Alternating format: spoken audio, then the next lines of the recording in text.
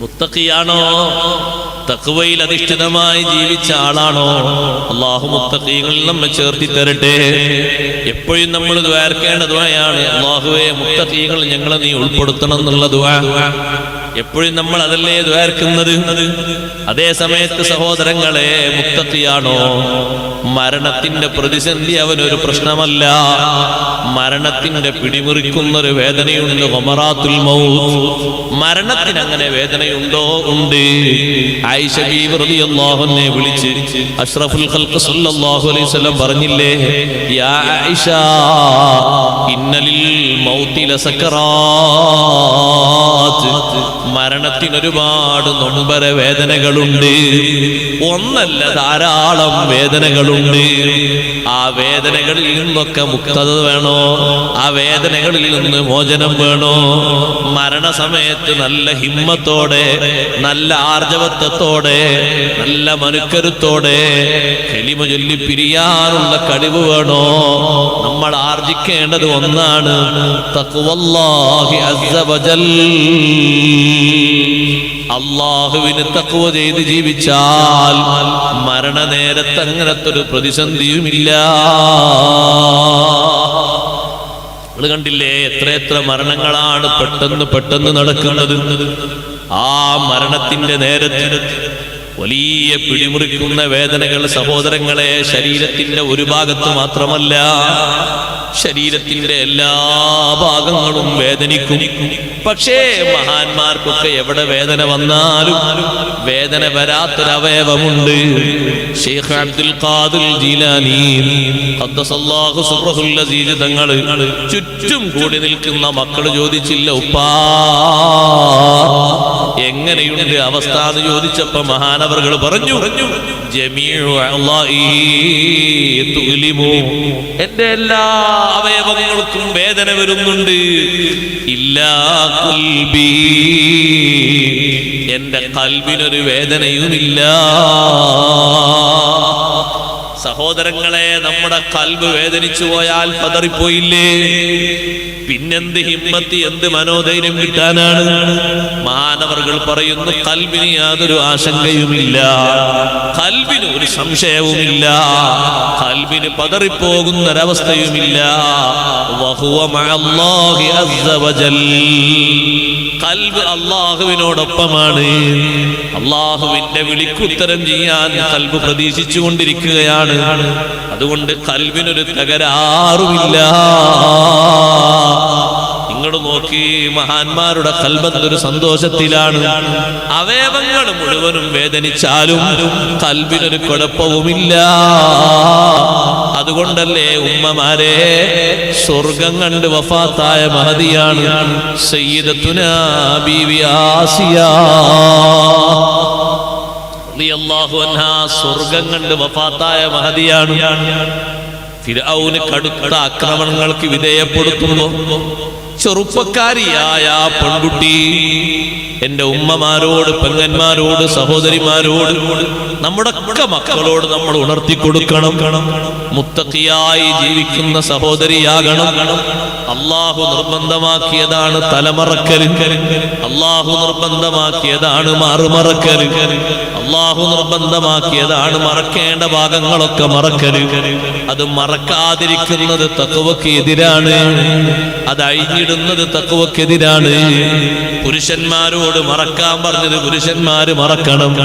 നിസ്കാരത്തിന് മാത്രമല്ല, ചിലരങ്ങനെ മനസ്സിലാക്കിയിട്ടുണ്ട്, നിസ്കാരത്തിലെ നിശ്ചിത ഭാഗം ഔറത്തുള്ളൂ, അല്ലെങ്കിൽ പ്രശ്നമില്ലാന്ന്.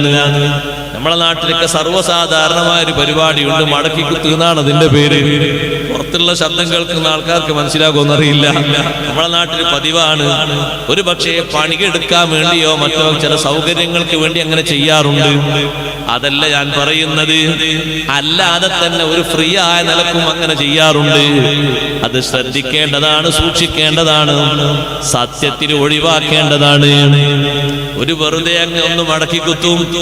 ഈ മടക്കം കിട്ടാൻ വേണ്ടിയിട്ട് തുണിയൊന്ന് തായോട്ടെടുത്താലേ വലുപ്പം കൂടി കിട്ടൂ ചിലർക്ക്. അപ്പൊ മേലെ ഭാഗം പുക്കിളിന്റെ ഭാഗം ഓപ്പണാണ്, അതും ഒരു പ്രശ്നമാണ്. തായോട്ട് നല്ലോണം കിട്ടിയെങ്കിലേ മടക്കി കുത്താൻ പറ്റൂ. എങ്ങാനും മടക്കി കുത്തു കഴിഞ്ഞാലോ നെരിയാണിക്ക് താഴെയുമാണ്. അപ്പൊ ആകെ കൂടി പ്രശ്നങ്ങളാണ്. മറക്കാൻ പുരുഷന്മാരോടും സ്ത്രീകളോടും പറഞ്ഞ ഭാഗങ്ങളൊക്കെ മറക്കണം, അത് നിർബന്ധമാണ്.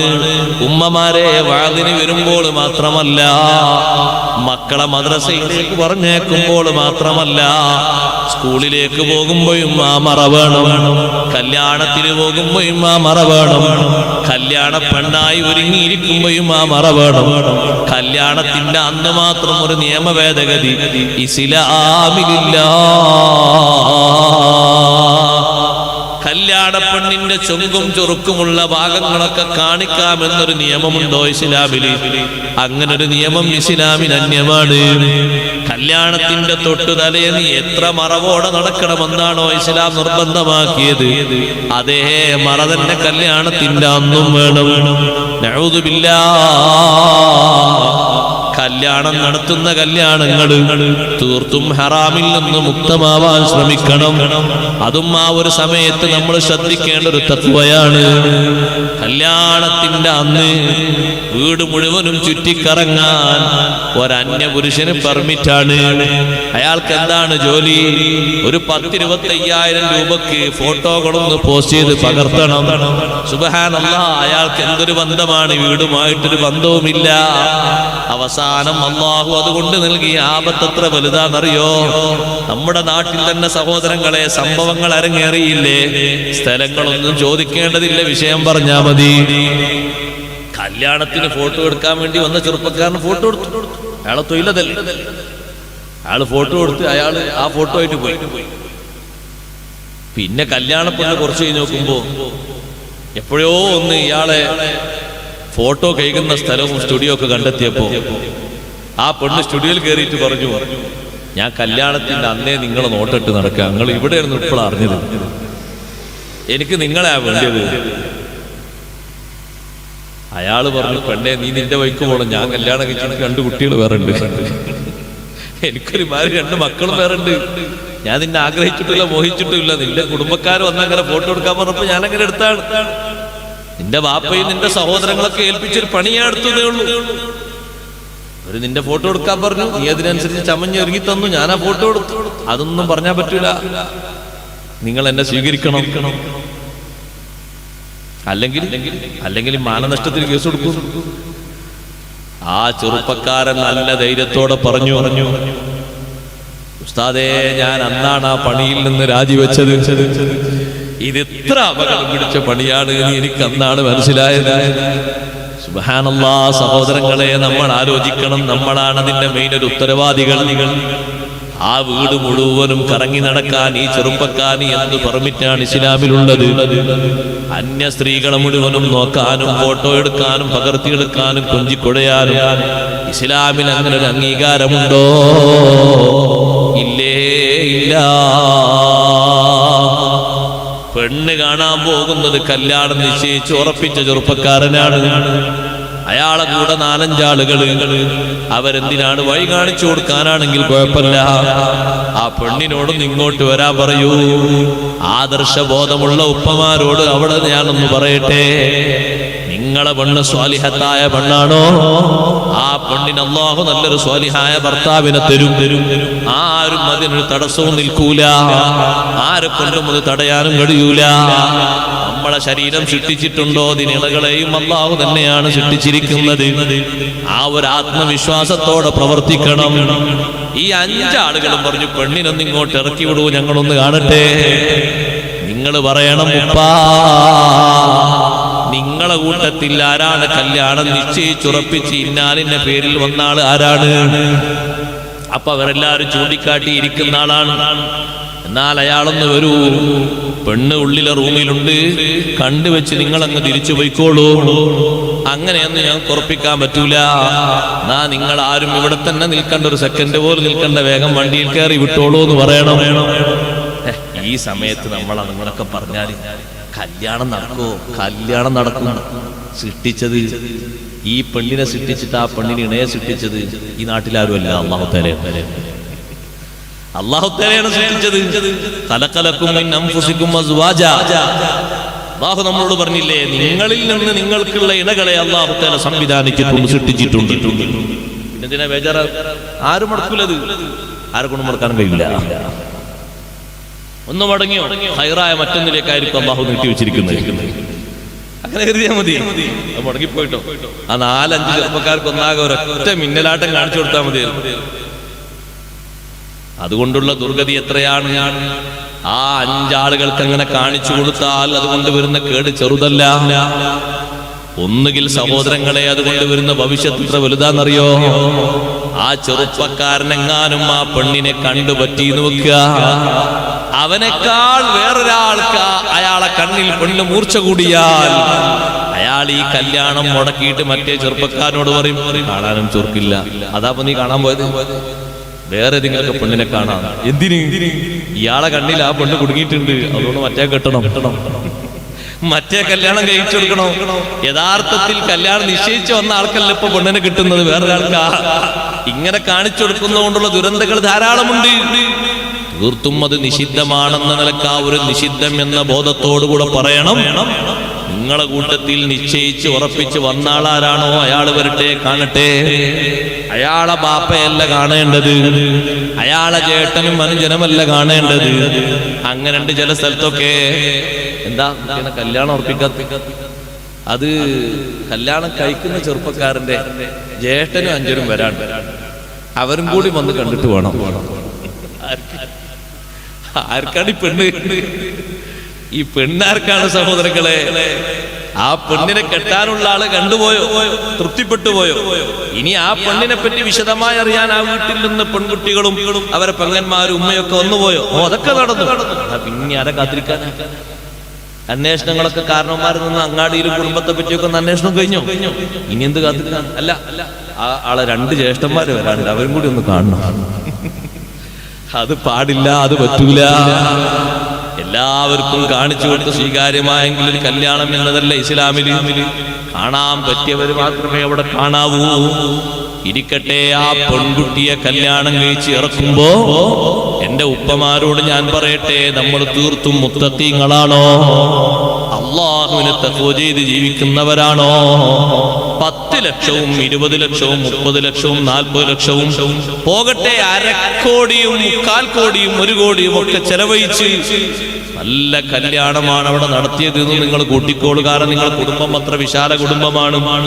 അവരൊക്കെ വിളിക്കണം കല്യാണത്തിന്. എല്ലാവരെയും വിളിച്ച് ഭക്ഷണം കൊടുക്കുമ്പോ ചെലവേറിപ്പോകും. ശരിയാണ്, എല്ലാവരെയും വിളിച്ച് നിങ്ങൾ ഭക്ഷണം കൊടുത്തു. പക്ഷേ അവിടെ തഖ്വയുടെ മർമ്മം എവിടെയാണെന്നറിയോ? ആ പെൺകുട്ടിയെ ഇറക്കുന്നിടത്തും പറഞ്ഞേക്കുന്നിടത്തും തീർത്തും നമ്മൾ മുത്തഖീങ്ങളായി മാറണം. അവിടെ ഒരു അഡ്ജസ്റ്റ്മെന്റിന് നമ്മൾ നിൽക്കരുത്. എന്താണ് അഡ്ജസ്റ്റ്മെന്റ്? ചില സ്ഥലത്തൊക്കെ, ഇവിടെ ഉണ്ടോ നിനക്കറിയില്ല, ഇവിടുത്തെ ഹാലൊന്നും എനിക്കറിയില്ല. ചില സ്ഥലത്തൊക്കെ പുതിയെണ്ണ് വരുന്ന സമയത്ത് വെള്ളം കൊടുക്കാനായിട്ട് കുറച്ച് ആൾക്കാർ ഓടി വരും. പുതിയെണ്ണിന് വെള്ളം കൊടുക്കാൻ ഓടി വരും. പുതിയ പെണ്ണിന് വെള്ളം കൊടുക്കാൻ ആ വീട്ടിൽ അമ്മായിമ്മ, അതേപോലെ തന്നെ മറ്റു സഹോദരിമാരൊക്കെ അല്ലേ. ഈ അന്യപുരുഷന്മാരെന്തിനാണ് ഓടി ചാടി വരുന്നത്? വെള്ളം കൊടുക്കൽ ലക്ഷ്യം അല്ല. വെള്ളം കൊടുക്കുമ്പോഴാണല്ലോ ആളെങ്ങനെയുണ്ട് തിരല്. വെള്ളം അവിടെ ഒഴിച്ചു കൊടുത്തോട്ടെ, കൊടുക്കേണ്ട അവരല്ലല്ലോ. വെള്ളം കലക്കാനും ഒഴിക്കാനൊക്കെ അവർ നിന്നോട്ടെ, കൊടുക്കേണ്ടതോടെ പെണ്ണുങ്ങളുടെ അവർ കൊടുത്തോട്ടെ. ചെയ്യുന്ന സപ്ലയർ അടക്കം പെണ്ണുങ്ങളെ ഭാഗത്ത് പെണ്ണുങ്ങളായിരിക്കണം, ആണുങ്ങളെ ഭാഗത്ത് ആണുങ്ങളായിരിക്കണം. ആ പെണ്ണുങ്ങളെ ഭാഗത്ത് മുഴുവനും ഒരാണിനെയും ആണുങ്ങളെ ഭാഗത്ത് മറ്റു 2-3 ആണുങ്ങളെയും ആ നിശ്ചയം പറ്റൂല. ഞാൻ അങ്ങനെ എണ്ണി പറഞ്ഞാൽ ധാരാളമുണ്ട്. ഒരൊറ്റ കല്യാണം കൊണ്ട് തന്നെ നമ്മൾ മുത്തഖിയാണോ അല്ലേ എന്ന് തീരുമാനിക്കാൻ പറ്റും. സുബ്ഹാനല്ലാഹ്, മുത്തഖീങ്ങളെ കല്യാണം പോലെയാകണം നമ്മുടെ കല്യാണം. മുത്തഖീങ്ങളെ സൽക്കാരം പോലെയാകണം നമ്മുടെ സൽക്കാരം. സൽക്കാരത്തിന്റെ അന്ന് അതേ ആണും പെണ്ണും കലർന്നിരുന്നിട്ടുള്ള സൽക്കാരങ്ങൾ വർദ്ധിച്ചു വരികയാണ്. തഖ്വയുള്ള ഉമ്മമാരെ, നിങ്ങൾ നല്ല മുത്തഖീങ്ങളും തഖ്വയുള്ളവരുമാണെങ്കിൽ അവിടെ വെച്ചാണ് ആ വിഷയം തിരുത്തേണ്ടത്.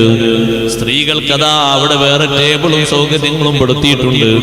പുരുഷന്മാരെ കൂടെ ഇരിക്കല്ല. ഒരു അവിടെ നിന്ന് അനൗൺസ്മെന്റ് ചെയ്താൽ സ്ത്രീകളെ ഭാഗത്തേക്ക്, പുരുഷന്മാരെ ഭാഗത്തേക്ക്.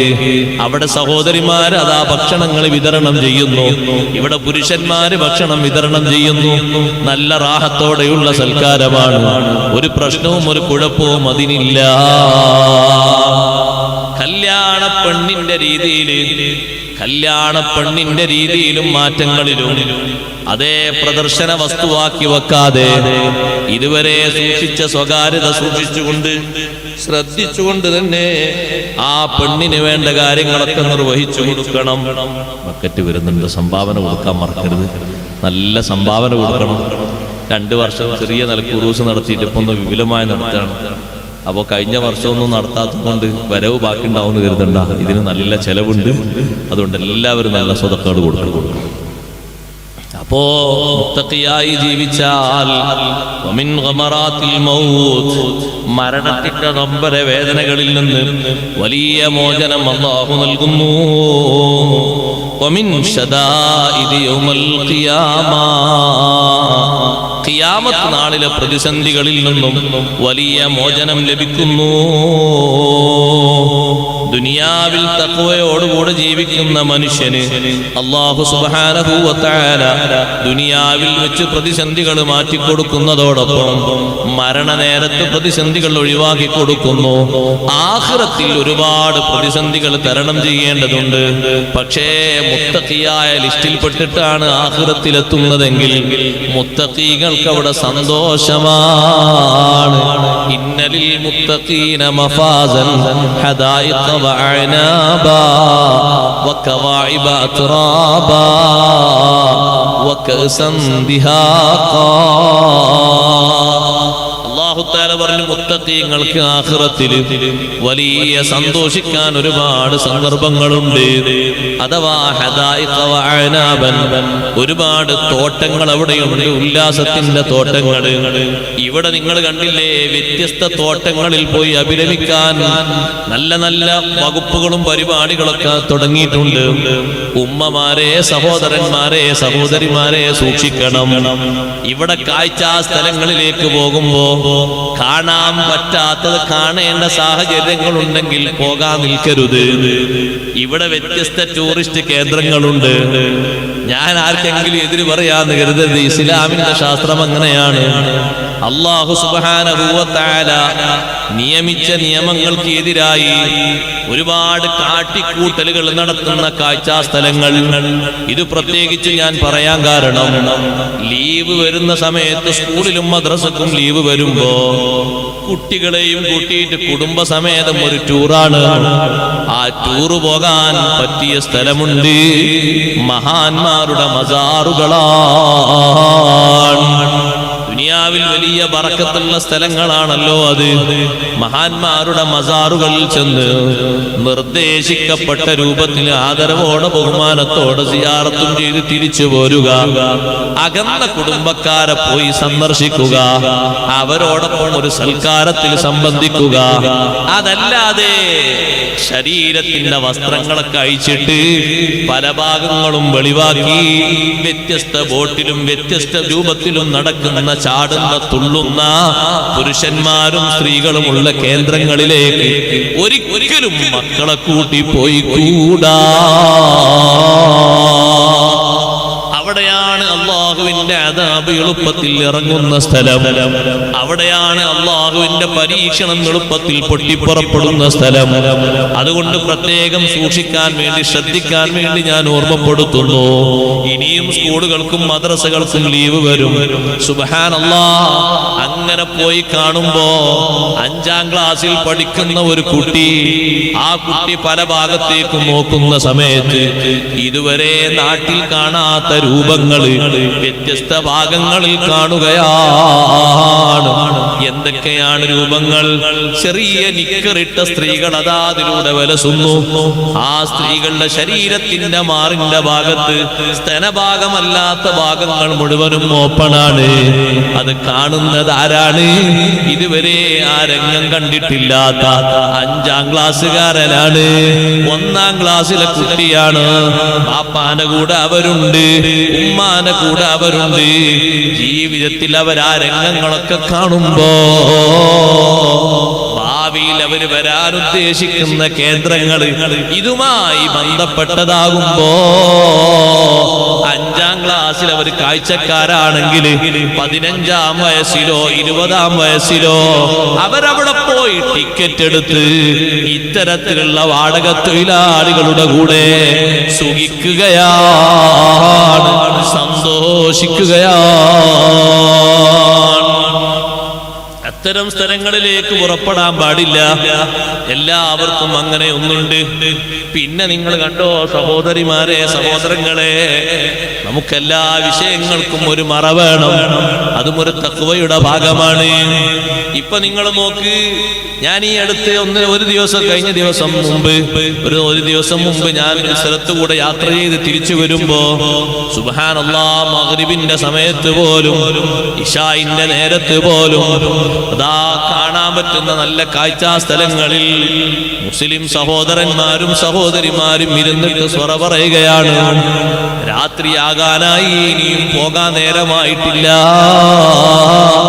രാത്രി എങ്ങായാൽ പിന്നെ അവിടെ ഒന്നും കാണാനില്ല. പിന്നെന്തിനാണ് ഈ സ്വറ പറഞ്ഞിരിക്കുന്നത്? ഈ വന്ന കൂട്ടത്തിലുള്ള ആളുകള് പരസ്പരം വരിവരിയായി നിന്ന് തോളോട് തോളായി നിന്ന് ഫോട്ടോക്ക് പോസ്റ്റ് ചെയ്യുകയാണ്.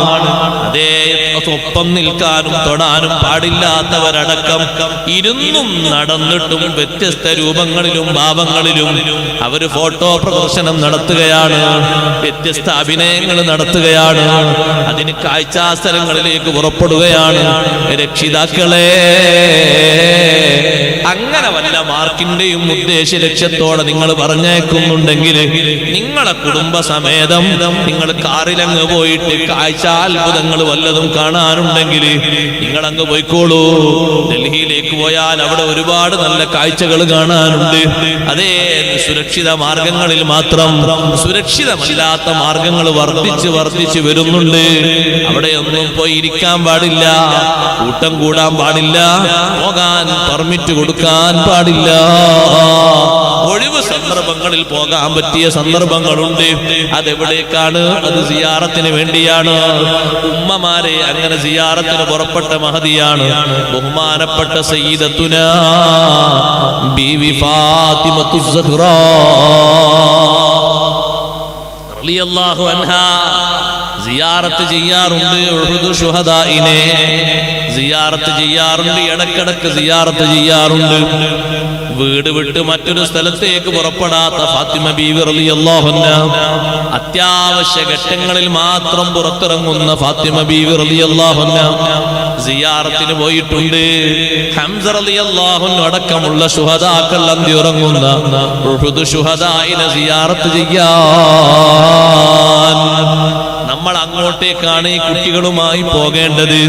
അവിടെ പോയിട്ടൊന്ന് സിയാറത്ത് ചെയ്ത് ആ മഹാന്മാരെ തവസ്സുലാക്കി അല്ലാഹുവിനോട് ദുആ ചെയ്ത് അവിടെ ചെന്ന് സലാം പറയുന്ന ബറക്കത്ത് കൊണ്ട് നമ്മളെ മക്കള് ഭാവിയിൽ മുത്തഖീങ്ങളാകണം, അവര് സ്വാലിഹീങ്ങളാകണം, ദീന് കൊണ്ട് നടക്കാൻ പറ്റിയവരാകണം.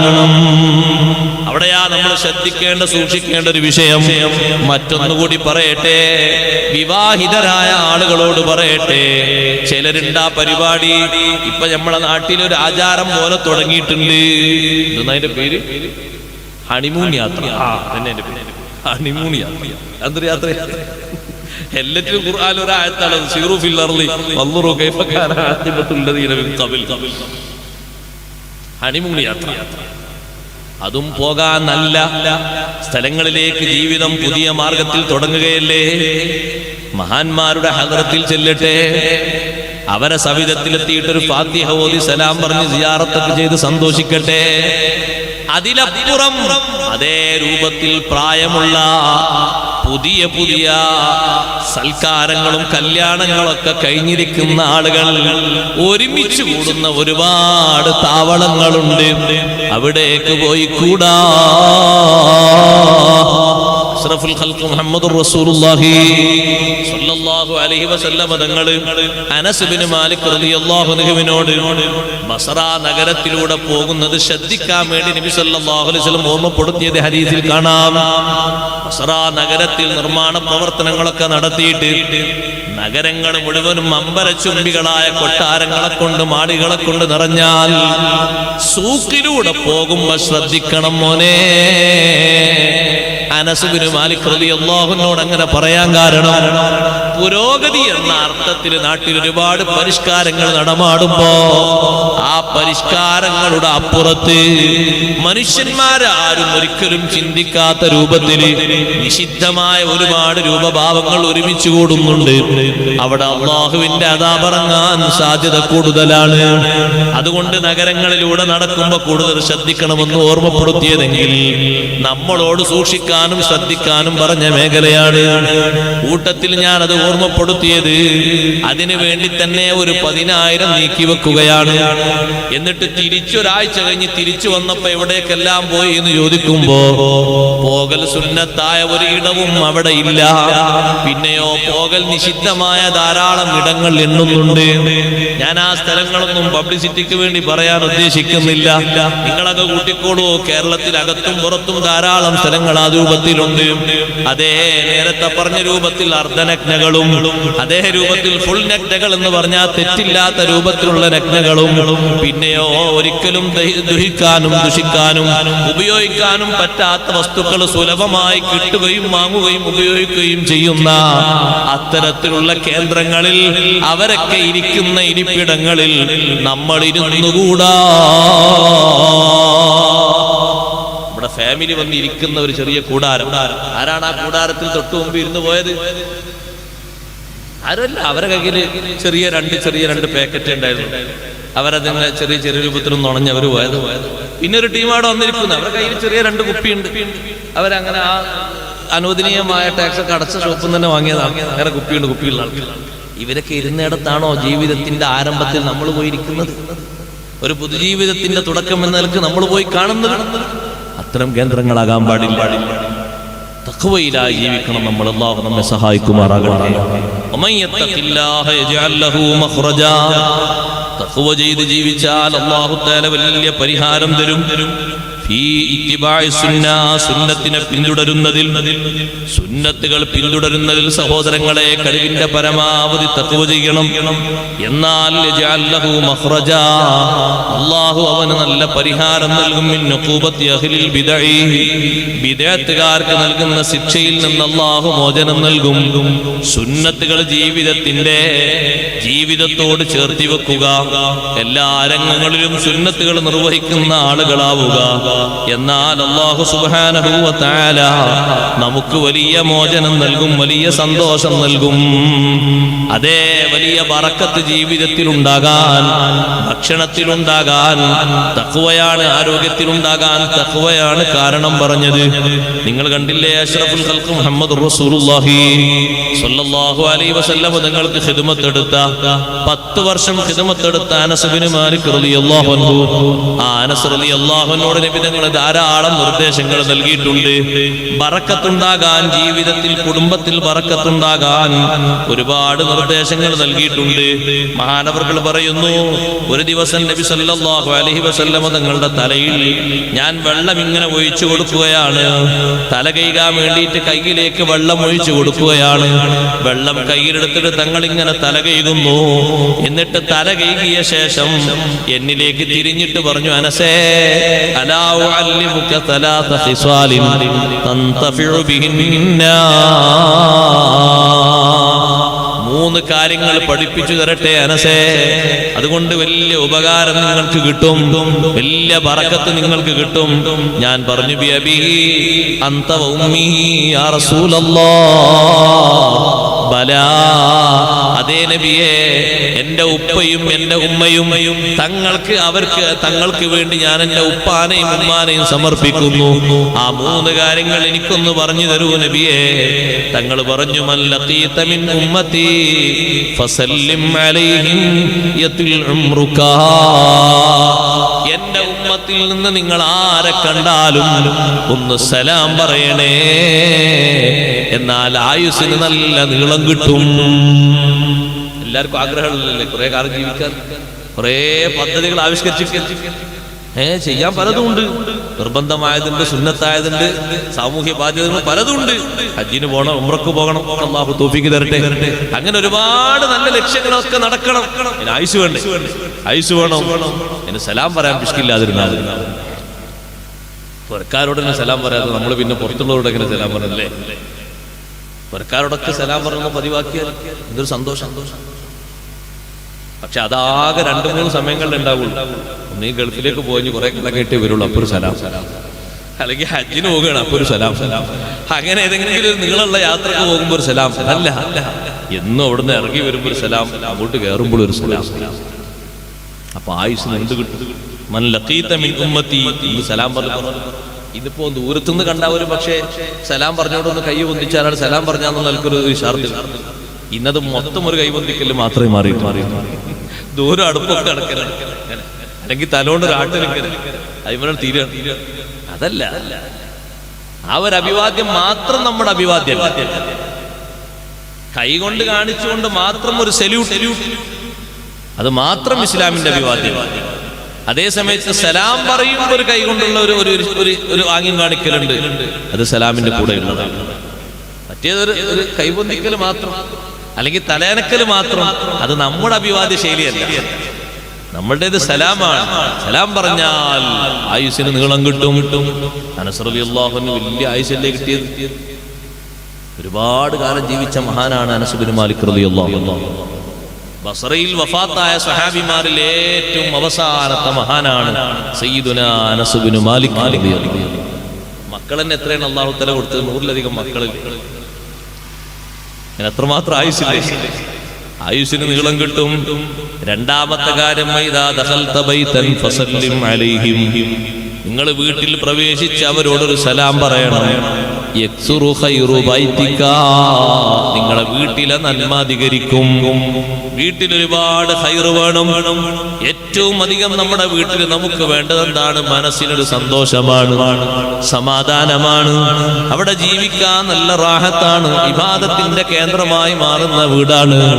സുബ്ഹാനല്ലാഹ്, അവിടെ ദിക്ർ ചൊല്ലാനും ഖുർആൻ ഓതാനും നിസ്കരിക്കാനും നല്ല സന്തോഷമാണ്.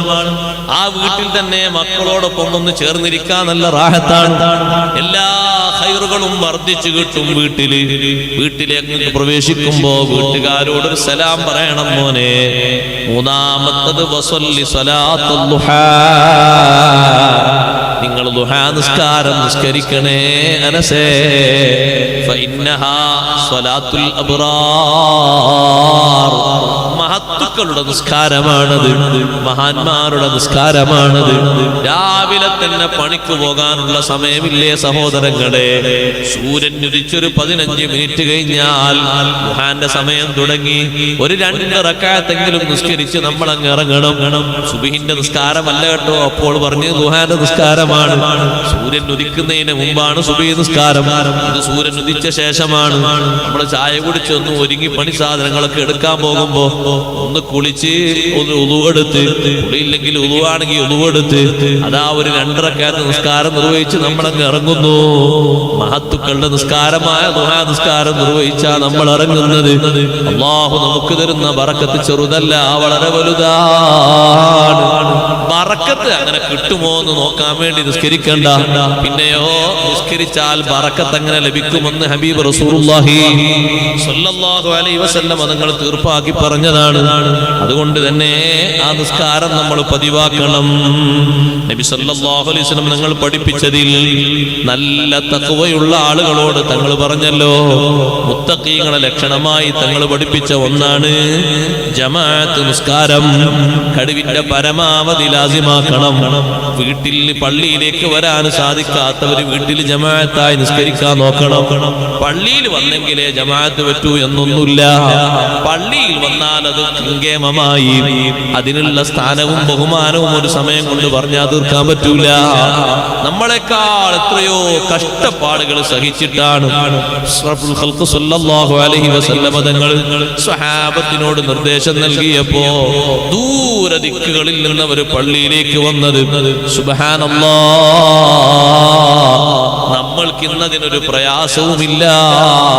എന്നാലും പറയട്ടെ, വീട്ടിൽ വെച്ചാണെങ്കിലും നിസ്കരിക്കുമ്പോ കഴിവിന്റെ പരമാവധി വീട്ടിലുള്ളവരുടെ ജമാഅത്തായി നിർവഹിക്കാൻ ശ്രമിച്ചാൽ അല്ലാഹു വലിയ ബറക്കത്ത് നൽകും. അതേ സമയത്ത് ആ ജമാഅത്തിനെ നിസ്സാരപ്പെടുത്തിയാലോ, ജമാഅത്തിന് ഉമ്മ വിളിച്ചു മോനെ വാ ജമാഅത്തായി നിസ്കരിക്കാം, ബാപ്പ വിളിച്ചു ജമാഅത്തായി നിസ്കരിക്കാൻ, അതങ്ങ് നിസ്സാരപ്പെടുത്തിയാൽ ജമാഅത്തിലുള്ള നിസ്കാരം ഒരാളങ്ങ് നിസ്സാരമാക്കി കണ്ടാൽ